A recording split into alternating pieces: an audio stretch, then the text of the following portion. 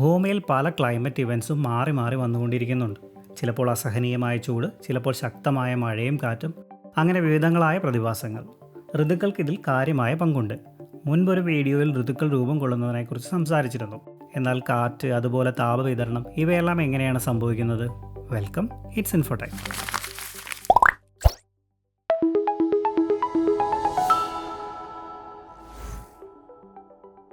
ഭൂമിയുടെ അന്തരീക്ഷത്തെയും അതിൻ്റെ സവിശേഷതകളെക്കുറിച്ചുമെല്ലാം മുൻപ് വിശദമായൊരു വീഡിയോ ചെയ്തിരുന്നു. പല ലെയറായി കാണുന്ന അന്തരീക്ഷത്തിന് ഭാരമില്ല എന്ന് തോന്നുമെങ്കിലും ഇത് ഭൗമോപരിതലത്തിൽ ഒരു ഭാരം ചെലുത്തുന്നുണ്ട്. ഭൂമിയുടെ അന്തരീക്ഷം അതിൻ്റെ ഉപരിതലത്തിൽ ചെലുത്തുന്ന ഭാരമാണ് അന്തരീക്ഷമർദ്ദം. മില്ലി ബാറുകൾ അല്ലെങ്കിൽ ഹെക്ടോ പാസ്കലുകൾ പോലുള്ള യൂണിറ്റുകളിലാണ് ഇത് അളക്കുന്നത്. സമുദ്രനിരപ്പിൽ ശരാശരി അന്തരീക്ഷമർദ്ദം ഏകദേശം 1113.25 ഹെക്ടോ പാസ്കലാണ്. എല്ലായിടത്തും അന്തരീക്ഷമർദ്ദം തുല്യമായിരിക്കില്ല. അന്തരീക്ഷമർദ്ദത്തെ സ്വാധീനിക്കുന്ന ചില ഘടകങ്ങളുണ്ട്. ഉയരത്തിനനുസരിച്ച് അന്തരീക്ഷമർദ്ദം കുറയുന്നു. മുകളിലേക്ക് പോകുന്തോറും വായുവിൻ്റെ സാന്ദ്രത കുറയുന്നതാണ് ഇതിന് കാരണം. അതായത് സമ്മർദ്ദം ചെലുത്തുവാൻ വായു തന്മാത്രകൾ കുറഞ്ഞു വരുന്നു. അതുപോലെ താപനിലയിലെ സ്വാധീനത്തിലൂടെ അന്തരീക്ഷമർദ്ദത്തിൽ വ്യതിയാനം വരുത്തുന്നതിൽ സൂര്യൻ നിർണായക പങ്കുവഹിക്കുന്നുണ്ട്. സൂര്യൻ വായുവിനെ ചൂടാക്കുമ്പോൾ വായു വികസിക്കുകയും സാന്ദ്രത കുറയുകയും ചെയ്യുന്നു. തൽഫലമായി ചൂടുവായു മുകളിലേക്ക് ഉയരുന്നു. ഇത് ഉപരിതലത്തെ താഴ്ന്ന മർദ്ദത്തിലേക്ക് നയിക്കുന്നു. ഈ പ്രക്രിയ പല ക്ലൈമറ്റ് പാറ്റേണുകളുടെയും അറ്റ്മോസ്ഫിയർ സർക്കുലേഷൻ്റെയും പ്രധാന ചാലകമാണ്. അതുപോലെ തന്നെ പ്രധാനപ്പെട്ട ഒരു ഘടകമാണ് ഹ്യൂമിഡിറ്റി അല്ലെങ്കിൽ ആർദ്രത. ഈർപ്പമുള്ള വായു വരണ്ട വായുവിനേക്കാൾ ഭാരം കുറഞ്ഞതാണ്. കാരണം ജല തന്മാത്രകൾക്ക് നൈട്രജൻ, ഓക്സിജൻ എന്നിവയേക്കാൾ തന്മാത്രാ ഭാരം കുറവാണ്. അതിനാൽ ഈർപ്പം വർദ്ധിക്കുന്നതിനനുസരിച്ച് അന്തരീക്ഷമർദ്ദം കുറയുന്നു. അന്തരീക്ഷമർദ്ദത്തിലെ വ്യതിയാനങ്ങൾ പല കാലാവസ്ഥാ പ്രതിഭാസങ്ങൾക്കും കാരണമാകും. ഉദാഹരണത്തിന് താഴ്ന്ന മർദ്ദമുള്ള പ്രദേശങ്ങൾ, അതായത് ലോ പ്രഷർ സിസ്റ്റം, പലപ്പോഴും മേഘാവൃതവും ഈർപ്പമുള്ളതുമായ കാലാവസ്ഥയുള്ളതായി കാണപ്പെടുന്നു.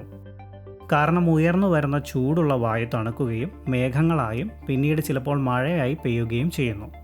നേരെ മറിച്ച് ഹൈ പ്രഷർ സിസ്റ്റം സാധാരണയായി തെളിഞ്ഞതും വരണ്ടതുമായ അവസ്ഥകളുമായി ബന്ധപ്പെട്ടിരിക്കുന്നു.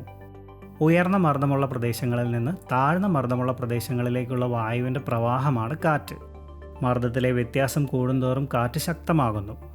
കാറ്റിൻ്റെ ദിശയും വേഗതയും, പ്രഷർ ഗ്രേഡിയൻസ് അല്ലെങ്കിൽ ദൂരത്തിനനുസരിച്ചുള്ള മർദ്ദവ്യത്യാസം, ഭൂമിയുടെ ഭ്രമണം മൂലമുള്ള കോറിയോളിസിസ് എഫക്റ്റ്, ഭൂപ്രദേശം, താപനില വ്യത്യാസങ്ങൾ പോലുള്ള പ്രാദേശിക അവസ്ഥകളാൽ സ്വാധീനിക്കപ്പെടുന്നു. ഇത്തരം താപവ്യതിയാനങ്ങളും മർദ്ദവ്യതിയാനങ്ങളും പല പ്രാദേശിക പ്രതിഭാസങ്ങൾക്കും കാരണമാകാറുണ്ട്.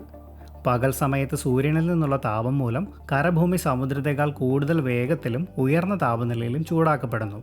കരപ്രദേശങ്ങളിലെ ചൂടുള്ള വായു വികസിക്കുകയും മുകളിലേക്ക് ഉയരുകയും ചെയ്യുന്നു. ഇത് താഴ്ന്ന മർദ്ദമുള്ള പ്രദേശം സൃഷ്ടിക്കുന്നു.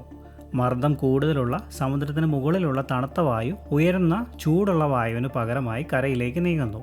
കടലിൽ നിന്ന് കരയിലേക്കുള്ള വായുവിൻ്റെ ഈ ചലനത്തെ കടൽക്കാറ്റ് എന്ന് വിളിക്കുന്നു. പകൽ സമയത്ത് തീരപ്രദേശങ്ങളിൽ ഇത് തികച്ചും സാധാരണമാണ്. രാത്രിയിൽ ഇതിന് വിപരീതമായി സംഭവിക്കുന്നു. സമുദ്രത്തേക്കാൾ വേഗത്തിൽ കരപ്രദേശങ്ങളിൽ താപം നഷ്ടപ്പെടുന്നു. കരഭൂമിക്ക് മുകളിലുള്ള വായുവിൻ്റെ താപനില കുറയുമ്പോൾ അത് സാന്ദ്രമാവുകയും ഉയർന്ന മർദ്ദമുള്ള ഒരു പ്രദേശം സൃഷ്ടിക്കപ്പെടുകയും ചെയ്യുന്നു. അതേസമയം ജലം അതിൻ്റെ ചൂട് കൂടുതൽ നേരം നിലനിർത്തുന്നു. തന്മൂലം സമുദ്രം കരയെ അപേക്ഷിച്ച് ഉയർന്ന താപനിലയിലുള്ളതായിരിക്കും. ഇത് കടലിന് മുകളിൽ താഴ്ന്ന മർദ്ദപ്രദേശമാകാൻ കാരണമാകും. ഫലമായി വായു കരയിൽ നിന്ന് കടലിലേക്ക് നീങ്ങുന്നു. ഇത് ലാൻഡ് ബ്രീസ് അല്ലെങ്കിൽ കരക്കാറ്റായി മാറുന്നു. രാത്രിയിലോ അതിരാവിലെയോ ആണ് ഈ പ്രതിഭാസം ഏറ്റവും കൂടുതൽ ശ്രദ്ധിക്കപ്പെടുന്നത്. അതുപോലെ പകൽ സമയത്ത് സൂര്യതാപം പർവ്വതങ്ങളുടെ ചെരിവുകളിലെ ഊഷ്മാവ് വളരെയധികം ഉയർത്തുന്നു. പ്രത്യേകിച്ചും ഈ ചെരിവുകൾ സൂര്യരശ്മികൾക്ക് നേരെയാണെങ്കിൽ ഇതുമൂലം വായു മുകളിലേക്ക് ഉയരുന്നു. അനബാറ്റിക് വിൻഡ് എന്നാണ് ഇത് അറിയപ്പെടുന്നത്. മുകളിലേക്ക് ഉയരുന്നതിനൊപ്പം ഇത് താഴ്വരയിലെ വായുവും മുകളിലേക്ക് വലിച്ചുകൊണ്ടുപോകും. തൽഫലമായി വാലി ബ്രീസ് ഉണ്ടാകുന്നു. രാത്രിയിൽ ഈ പ്രക്രിയ നേരെ വിപരീതമാകുന്നു. പർവ്വത ചെരിവുകൾ വേഗത്തിൽ തണുക്കുന്നു. തണുത്ത കാറ്റ് താഴ്വരയിലേക്ക് ഇറങ്ങുന്നു. താഴ്വരയിലെ ചൂടുള്ള വായു മുകളിലേക്ക് ഉയരുന്നതിന് പകരമായി ചെരിവുകളിലെ ഇടതൂർന്ന് തണുത്ത വായു ഉയർന്ന മർദ്ദമുള്ള ഒരു പ്രദേശം സൃഷ്ടിച്ച് താഴേക്ക് നീങ്ങുന്നു. ഇത് മൗണ്ടൻ ബ്രീസ് എന്നറിയപ്പെടുന്നു. ഇത്തരത്തിലുള്ള കാറ്റുകൾ തീരപ്രദേശങ്ങളെയും പർവ്വത പ്രദേശങ്ങളിലെയും താപനില നിയന്ത്രിക്കുവാൻ സഹായിക്കുന്നു. വായു മലിനീകരണത്തിൻ്റെ വ്യാപ്തി കുറച്ച് കടലിൽ നിന്നോ പർവ്വതങ്ങളിൽ നിന്നോ ശുദ്ധവായു കൊണ്ടുവന്ന് വായുവിൻ്റെ ഗുണനിലവാരം മെച്ചപ്പെടുത്താനും ഇവയ്ക്ക് കഴിയും.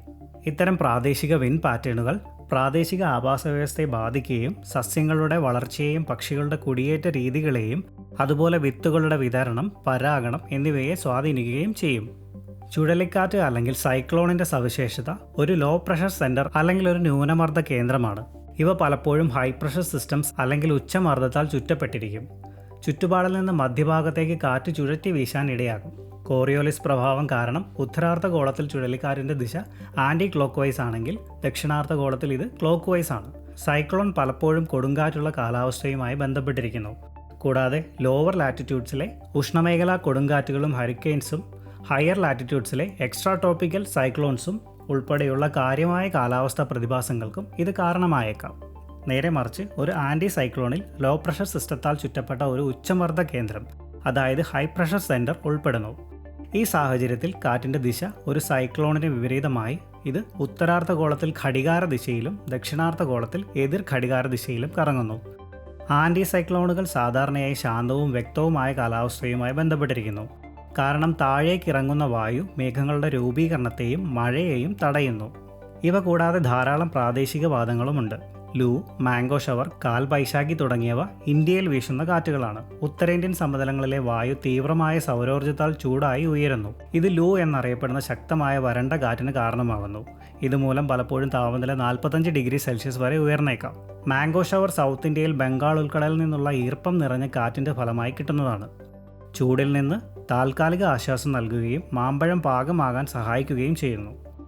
ബംഗാൾ ഉൾക്കടലിൽ നിന്നുള്ള ഈർപ്പമുള്ള വായു ചൂടുള്ളതും വരണ്ടതുമായ വായുവുമായി കൂടിച്ചേർന്ന് രൂപപ്പെടുന്നതാണ് കാൽ ബൈശാഖി. അപ്രതീക്ഷിത ഇടിമിന്നലും ശക്തമായ മഴയും ഈ കാറ്റ് കൊണ്ടുവരുന്നതാണ്. ഈസ്റ്റേൺ ഇന്ത്യയിലും മറ്റുമാണിത് കാണുന്നത്. USA-യിലും കാനഡയിലുമുള്ള റോക്കി മൗണ്ടൻസിലെ ചിനൂക്ക് പ്രധാനപ്പെട്ട ഒരു ലോക്കൽ വിൻഡാണ്. പർവ്വതങ്ങളിൽ വീശുന്ന ഒരു ചൂടുള്ള വരണ്ട കാറ്റ് ദ്രുതഗതിയിലുള്ള താപവർദ്ധനയ്ക്കും വേഗത്തിൽ മഞ്ഞുരുങ്ങുന്നതിനും കാരണമാകും. വായുവിനെ വേഗത്തിൽ ചൂടാക്കി മഞ്ഞുപാളി പെട്ടെന്ന് കുറയ്ക്കുന്നത് മൂലം ഇത് സ്നോ ഈറ്റർ എന്നറിയപ്പെടുന്നു. വരണ്ടതും പൊടി നിറഞ്ഞതുമായ വടക്കുകിഴക്കൻ ട്രേഡ് വിൻഡ് സഹാറ മരുഭൂമിയിൽ നിന്ന് പടിഞ്ഞാറൻ ആഫ്രിക്കൻ ഉപഭൂഖണ്ഡത്തിന് മുകളിലൂടെ ഗിനിയ ഉൾക്കടലിലേക്ക് നവംബർ അവസാനത്തിനും മാർച്ച് പകുതിക്കുമിടയിൽ വീശുന്നു. ധാരാളം പൊടി വായുവിലേക്ക് കൊണ്ടുപോകുന്നതിനും വിസിബിലിറ്റി കുറയ്ക്കുന്നതിനും ചർമ്മത്തിനും ശ്വാസകോശ സംബന്ധമായ പ്രശ്നങ്ങൾക്കും ഇത് കാരണമാകാറുണ്ട്. യൂറോപ്പിലെ ആൽപ്സ് പർവ്വതനിരകളിൽ ലഭിക്കുന്ന ഒരുതരം കാറ്റാണ് ഫോൺ. ഈർപ്പമുള്ള വായു ചൂടായി ഉയർന്നു പൊങ്ങി ഘനീഭവിച്ച് ചിലപ്പോൾ മഞ്ഞ് വീഴ്ചയ്ക്കും കാരണമാകും. ചിനൂക്കിന് സമാനമായ പ്രതിഭാസം തന്നെയാണ് ഫോണിനും കാരണമാകുന്നത്. അഡ്ജസൻ എയർ മാസസ് എന്നത് ഏകീകൃത താപനിലയും ഈർപ്പവും സ്വഭാവ സവിശേഷതകളും ഒരുപോലെയുള്ള വലിയ അളവിലുള്ള വായുവിനെ സൂചിപ്പിക്കുന്നു.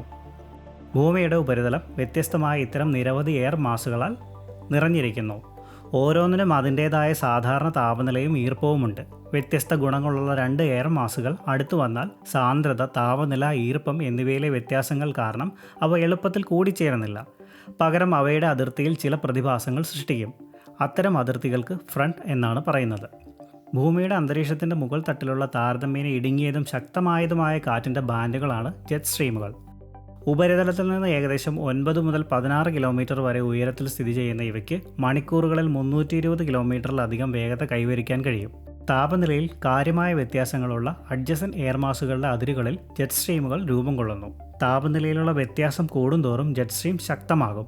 ഈ താപവ്യത്യാസം വായുവിനെ ഉയർന്ന മർദ്ദത്തിൽ നിന്ന് താഴ്ന്ന മർദ്ദത്തിലേക്ക് നീക്കുന്നു. ഭൂമിയുടെ ഭ്രമണം കാരണം വായുവിൻ്റെ ഒഴുക്ക് വ്യതിചലിക്കുകയും വേഗത്തിൽ ചലിക്കുന്ന വായുവിൻ്റെ ഒഴുക്ക് രൂപപ്പെടുകയും ചെയ്യുന്നു. 2 അർദ്ധഗോളങ്ങളിലും 50 ഡിഗ്രി മുതൽ 60 ഡിഗ്രി വരെ അക്ഷാംശങ്ങളിൽ കാണപ്പെടുന്ന ദ പോളാർ ജെറ്റ്, 2 അർദ്ധഗോളങ്ങളിലും 30 ഡിഗ്രി അക്ഷാംശത്തിന് സമീപം സ്ഥിതി ചെയ്യുന്ന സബ് ട്രോപ്പിക്കൽ ജെറ്റ് എന്നിങ്ങനെ 2 പ്രധാനപ്പെട്ട ജെറ്റ് സ്ട്രീമുകളാണുള്ളത്. വായുവിൽ അടങ്ങിയിരിക്കുന്ന ജലബാഷ്പത്തിൻ്റെ അളവാണ് ഹ്യൂമിഡിറ്റി. ഈർപ്പമുള്ള വായു വരണ്ട വായുവിനേക്കാൾ ഫലപ്രദമായി ചൂട് നിലനിർത്തുന്നതിനാൽ ഉയർന്ന ആർദ്രത വായുവിനെ ഊഷ്മളമാക്കുന്നു. ജലബാഷ്പം ഘനീഭവിക്കുന്നതിന് ആവശ്യമായ താപനിലയാണ് ഡ്യൂ പോയിന്റ്. ഇത് അന്തരീക്ഷ ഈർപ്പത്തിൻ്റെ നേരിട്ടുള്ള അളവാണ്. ഉയർന്ന ഡ്യൂ പോയിന്റ് വായുവിൽ കൂടുതൽ ഈർപ്പം സൂചിപ്പിക്കുന്നു. അന്തരീക്ഷമർദ്ദം ചുറ്റുമുള്ള സ്ഥലങ്ങളെക്കാൾ കുറവുള്ള പ്രദേശങ്ങളാണ് ന്യൂനമർദ്ദ മേഖലകൾ. താഴ്ന്ന മർദ്ദമുള്ള പ്രദേശങ്ങളിൽ ചൂടുള്ള വായു ഉയരുന്നു. ഇത് വികസിക്കുകയും തണുക്കുകയും ചെയ്യുമ്പോൾ മേഘങ്ങൾ രൂപം കൊള്ളുന്നു. ഇത് ജലബാഷ്പം വായുവിലെ കണങ്ങളിൽ ചെറിയ തുള്ളികളായി ഘനീഭവിക്കുന്നു. ഈ തുള്ളികൾ കൂടിച്ചേർന്ന് ഭാരം കൂടുമ്പോൾ അവ മഴയോ മഞ്ഞ് അല്ലെങ്കിൽ ആലിപ്പഴമായോ വീഴുന്നു. ഭൂമിയുടെ ഉപരിതലത്തിലെ വ്യത്യസ്തമായ താപലഭ്യതയും വിതരണവും പ്രാദേശിക കാലാവസ്ഥയെ മാത്രമല്ല ബാധിക്കുക, ഗ്ലോബൽ അറ്റ്മോസ്ഫിയറിക് സർക്കുലേഷൻ എന്ന പ്രതിഭാസത്തിന് കാരണമാവുന്നു. അതിനെക്കുറിച്ച് വരും വീഡിയോകളിൽ ചർച്ച ചെയ്യാം. ഈ വീഡിയോ ഇഷ്ടമായെങ്കിൽ please like and share. Subscribe ചെയ്യാനും മറക്കല്ലേ. Thank you for watching. By.